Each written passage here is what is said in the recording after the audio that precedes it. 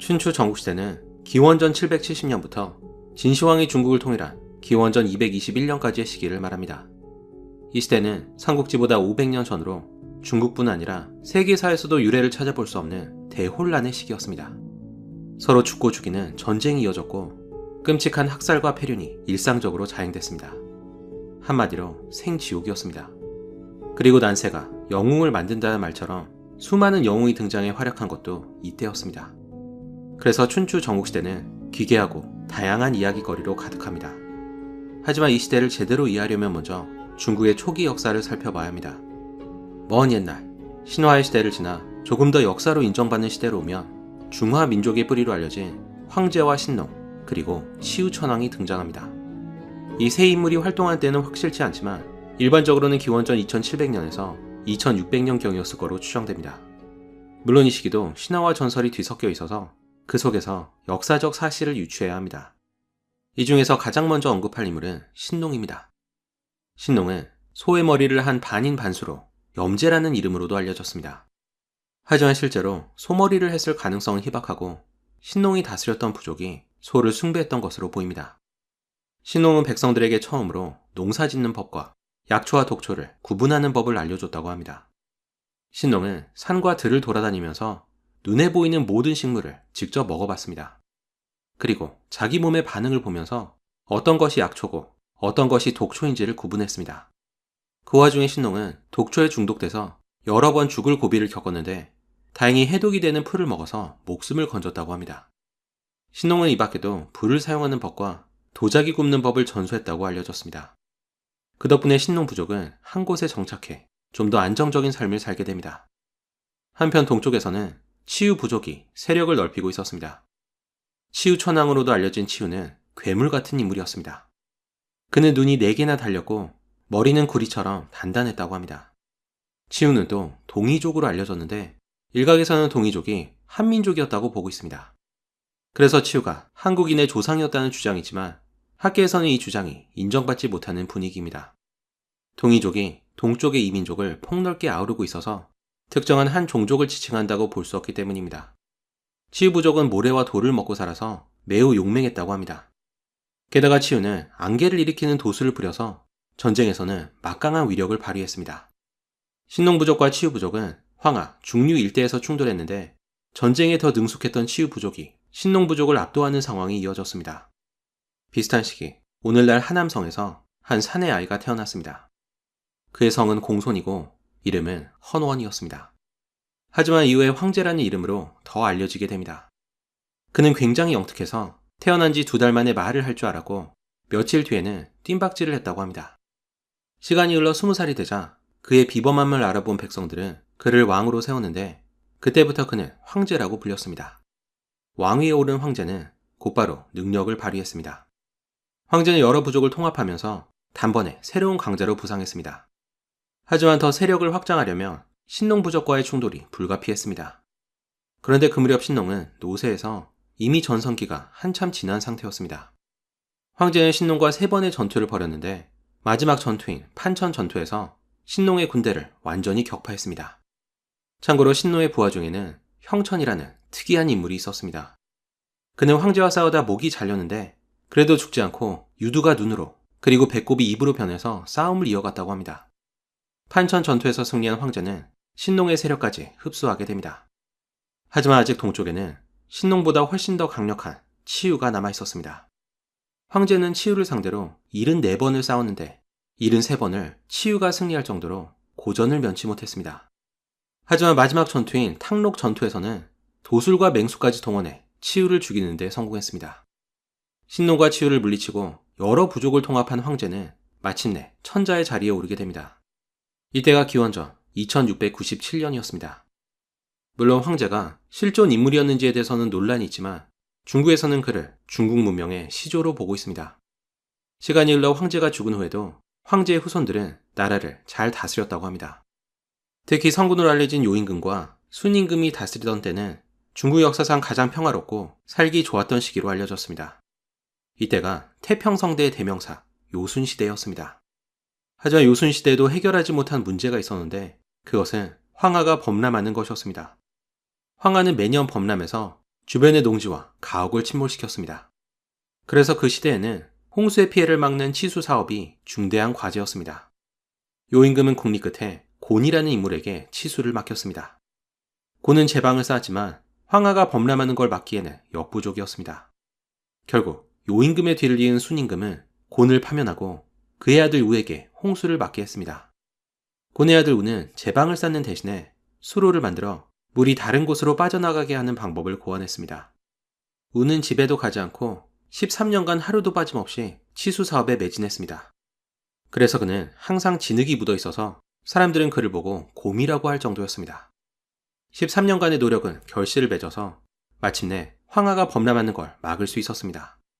우는 공로를 인정받아 왕이 됐는데 그가 나라 이름을 하라고 정했습니다. 그리고 이것이 중국 최초의 세습 왕조인 하나라였습니다. 하지만 이 나라가 실존했다고 하기에는 아직 증거가 미약합니다. 하나라는 기원전 2070년경에 세워졌다고 추정됩니다. 하나라는 이후에 약 500년간 존속됐지만 차츰 힘을 잃고 몰락해 갔습니다. 그러다 하나라의 마지막 왕인 걸왕이 사치와 폭정을 일삼자 견디다 못한 백성들이 곳곳에서 반란을 일으켰습니다. 결국 하나라의 몰락을 틈타 세력을 키운 은나라가 걸왕을 몰아내고 하나라를 멸망시켰습니다. 이때가 기원전 1600년이었습니다. 은나라는 상나라라고도 불리지만 여기서는 은나라라 부르겠습니다. 그 전에 있었던 하나라와 마찬가지로 은나라도 오랫동안 전설 속의 나라로 여겨졌습니다. 그런데 우연한 계기를 통해 은나라가 실존했음이 드러났습니다. 1899년 중국의 약재상이 용골이라는 걸 약재로 팔았는데 효능이 좋아서 말라리아의 특효약으로 알려졌습니다. 어느 날 왕이영이라는 인물도 말라리아를 치료하기 위해 용골을 구해왔습니다. 그런데 용골을 갈아먹기 직전에 거기에 새겨진 이상한 문자가 그의 눈에 들어왔습니다. 얼마 후 왕이영을 통해서 용골의 존재가 중국의 학자들에게도 알려졌습니다. 그리고 오랜 조사 끝에 용골에 새겨진 문자가 은나라의 상형 문자인 갑골 문자라는 것이 드러났습니다. 그때까지 전설로만 여겨졌던 은나라가 실제로 존재했다는 것이 입증되는 순간이었습니다. 은나라의 수도가 있던 곳에 갑골 문자뿐 아니라 여러 청동 유물이 발견됐던 걸 보면 은나라가 청동기 문화를 바탕으로 강력한 왕국을 형성했음을 알 수 있습니다. 하지만 청동 유물만큼이나 흔하게 발견된 것은 바로 인간의 뼈였습니다. 짐작하셨겠지만 은나라에서는 인간을 제물로 바치는 인신제사와 어떤 사람이 죽으면 다른 사람까지도 함께 붙는 순장이 성행했습니다. 이들은 주로 노예거나 전쟁 포로들이었습니다. 더 큰 문제는 이로 인해 희생된 사람의 수가 어마어마하다는 것이었습니다. 갑골문 기록을 보면 대략 13,000명이 인간 제물로 바쳐졌다고 합니다. 하지만 이것은 지금까지 발견된 기록일 뿐이어서 사실 훨씬 더 많은 사람들이 희생됐을 것으로 보입니다. 한 묘에서는 400명의 유골이 한꺼번에 발견되기도 했습니다.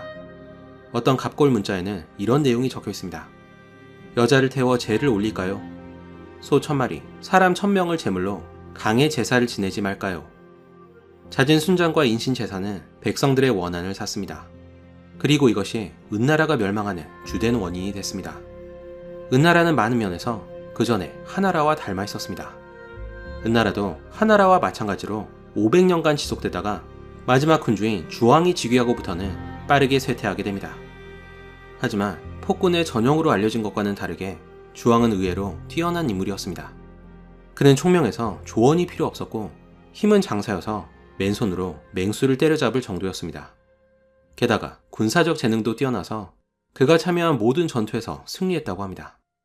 그래서 젊었을 때는 동이족을 평정하기도 했습니다. 하지만 주왕은 군주로서 치명적인 결함이 있었습니다. 그는 천성이 잔인하고 오만했습니다. 주왕은 자기보다 더 잘난 사람이 없다고 생각해 신하들을 무시했고 조금이라도 마음에 들지 않는 사람은 잔인한 방식으로 처형했습니다.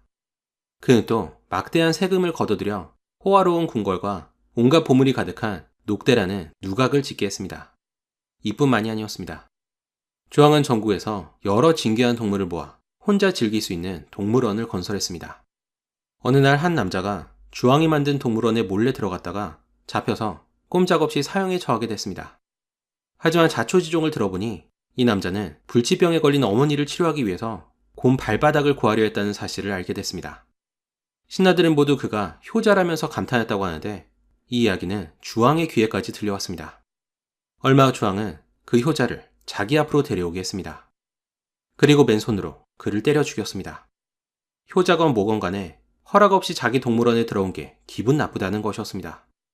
이 사건으로 주왕의 평판은 급속도로 추락했습니다. 주왕이 폭정을 이어가고 있을 때 서쪽에는 은나라의 제후국 중 하나였던 주나라가 있었습니다. 주나라는 풍요로운 관중 일대를 다스렸는데 이곳은 험준한 산맥으로 보호받는 폐쇄적인 지형이었습니다. 그 덕분에 관중은 수비하면서 힘을 비축하기에는 이상적인 곳이었습니다. 후대의 진나라와 한나라 또한 관중을 거점으로 중국을 통일하게 됩니다. 주나라를 다스리고 있던 인물은 창이었습니다. 창은 주왕과는 다르게 성품이 좋고 나라도 잘 다스려서 백성과 주변 군주들 사이에서 평판이 아주 좋았습니다. 창에게는 아들이 셋 있었는데 백읍고, 발, 그리고 단이었습니다. 그 중에서도 셋째인 단은 머리 회전이 굉장히 빨랐습니다. 단은 은나라를 멸망시키기 위한 원대한 계획을 세웠습니다. 그는 주왕이 여자를 밝히는 것에 주목했습니다. 단은 큰 돈을 주고 절세 미녀가 낳은 딸을 얻어왔습니다. 그리고 딸의 이름을 달기라고 지었습니다. 달기는 어머니를 능가하는 미인으로 성장하게 되는데 단은 이런 달기에게 여러 가지를 가르쳤습니다. 그런데 그게 걸음걸이, 화술, 그리고 춤과 같이 주로 남자를 유혹하는 기술이었습니다. 거기에 주왕이 좋아하는 것과 싫어하는 것에 대한 모든 정보를 달기에게 주입했습니다.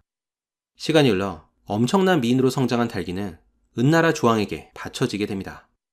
달기를 만난 주왕은 그녀에게 푹 빠져버렸습니다. 워낙에 미인인데다가 주왕의 취향마저 완벽하게 파악하고 있어서였습니다. 하지만 사실 달기는 주왕을 향한 비수였습니다. 달기는 주왕의 포악한 심성을 부추겨서 여러 가지 악행을 저지르게 했습니다. 이들은 조금이라도 죄를 지은 사람은 반드시 처형했는데 그 방식이 매우 잔인했습니다. 그 대표적인 예가 포락지형이었습니다.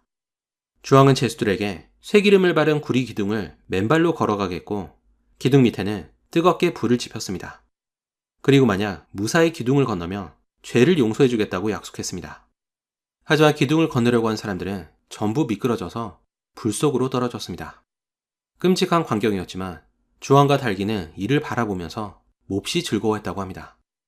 주왕과 달기는 또 연못을 술로 가득 채우고 주변에는 고기를 매달아 숲을 이루게 했습니다. 이것이 그 유명한 주지육림입니다. 주왕은 이곳에서 술과 향락에 몰두했고 나랏일은 뒷전이 됐습니다. 사실 주지육림을 처음 만든 건 이들이 아니었고 하나라의 폭군 걸왕이 만든 걸 모방한 거라고 합니다. 결국 주왕도 걸왕과 비슷한 운명을 걷게 됩니다. 환상의 커플을 이룬 달기와 주왕이 폭주를 이어가자 민심은 바닥을 찍었고 여러 제후들도 등을 돌리게 됩니다. 그리고 이 모두가 처음부터 단의 계획이었습니다. 이를 보다 못한 충신, 구후와 아쿠가 폭정을 멈추라고 조언하자 주왕은 이 둘을 처형했습니다. 그리고 이들의 시체를 육젖으로 만들었습니다. 구후와 아쿠의 젓갈은 여러 제후들에게 하사품으로 보내졌습니다. 젓갈은 또 주나라의 군주 창에게도 전해지는데 이것을 받아든 창은 눈물을 보였다고 합니다. 그런데 창이 탄식했다는 말을 전해들은 주왕은 그를 잡아다가 감옥에 가두었습니다.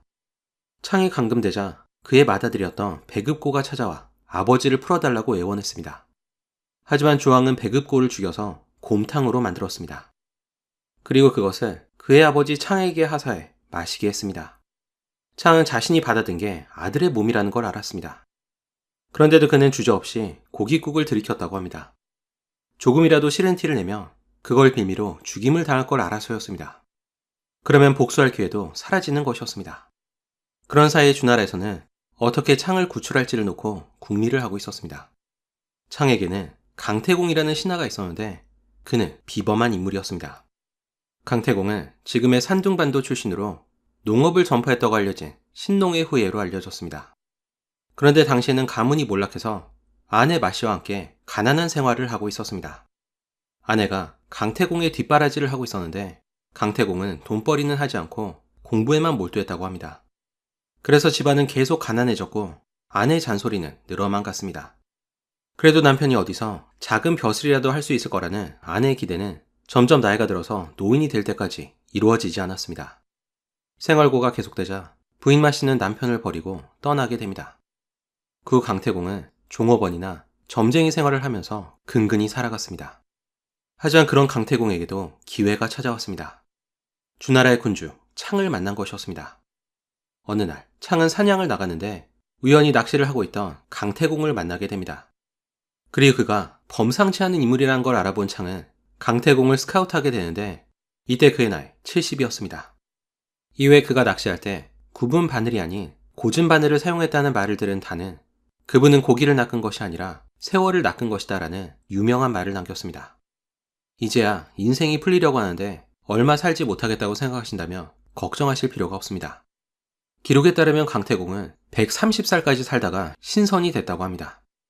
이후에 창이 감금되자 그가 풀려나도록 꾀를 낸 것도 강태공이었습니다. 강태공은 주왕이 재물에 욕심이 많은 걸 이용해서 진귀한 보물과 미녀를 바쳐서 창을 빼내는 데 성공했습니다. 창은 풀려나면서 주왕에게 거래를 제안했습니다. 주나라 땅에서도 노른자에 속하는 낙서의 땅을 바치는 대신에 포락지형을 금지해달라는 것이었습니다. 앞에서 말한 것처럼 포락지형은 사형수에게 구릿기둥을 건너게 해서 결국 불태워 죽이는 형이었습니다. 주왕은 청을 승낙했고 이를 계기로 주나라의 군주 창의 명성은 더욱 올라갔습니다.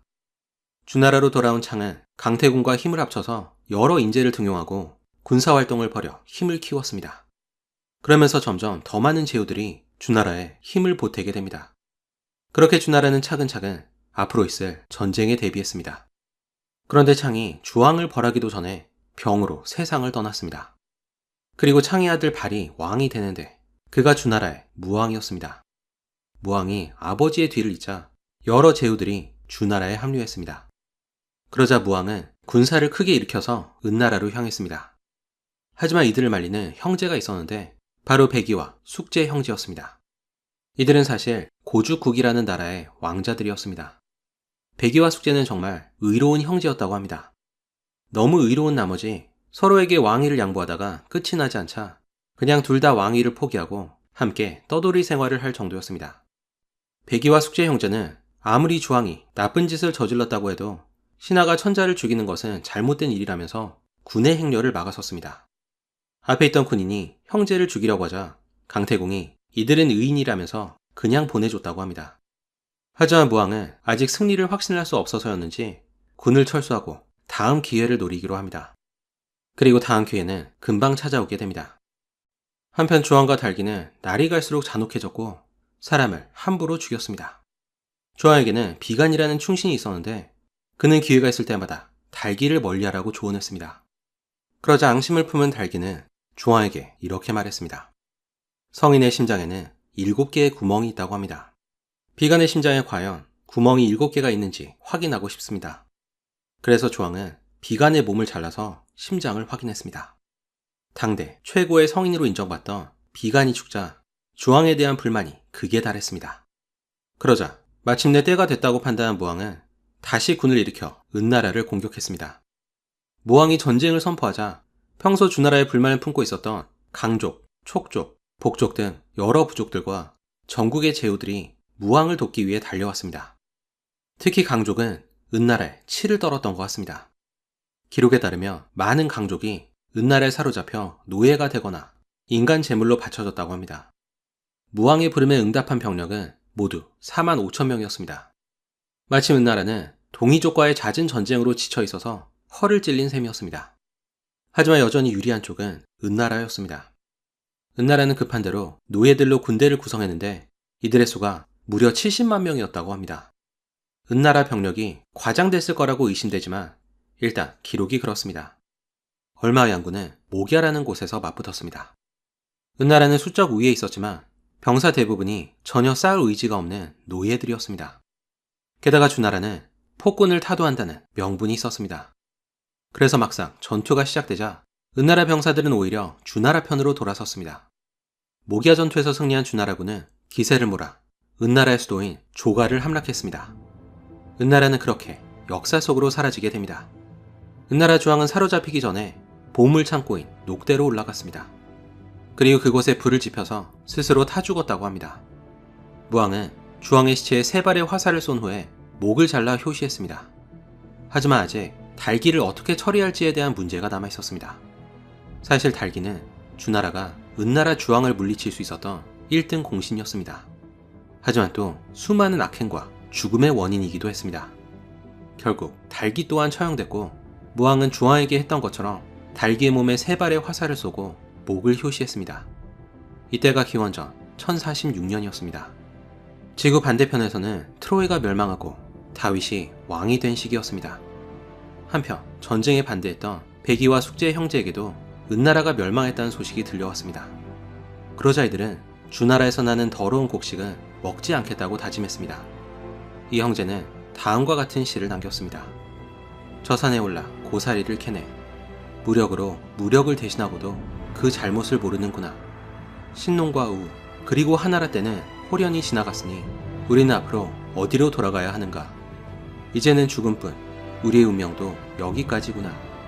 그리고 이들은 굶어 죽었다고 합니다. 마지막으로 강태공 이야기를 하겠습니다. 강태공은 공로를 인정받아 고향인 산둥반도에 있는 땅을 하사받았습니다. 이후에 이 땅은 제나라가 됐습니다. 그리고 우연히 자신을 떠났던 옛 부인 마씨와도 만나게 됩니다. 화려하게 금이 환영한 강태공과는 다르게 마씨는 폭삭 늙은 거지가 돼 있었습니다. 마씨 부인이 울면서 용서를 빌자 강태공은 하인을 시켜서 물 한 그릇을 떠오게 했습니다. 그리고 마씨가 보는 앞에서 물을 땅 위에 부어버리고는 그릇에 물을 도로 담을 수 있다며 마씨를 용서하겠다고 말했습니다. 하지만 당연히 한번 엎지른 물을 담는 건 불가능한 일이었습니다. 강태공은 부부의 인연도 그와 같다는 말을 남기고는 그 자리를 떠났다고 합니다. 이후에 강태공은 여러 자식을 낳고 제나라를 물려줬지만 마씨 부인에 대해서는 아무런 기록이 없습니다. 그리고 여기까지가 은나라의 멸망과 주나라의 건국 이야기였습니다. 그런데 얼마 후 달기에 버금가는 희대의 악녀가 등장합니다. 전설에 따르면 그녀는 인간이 아니었습니다.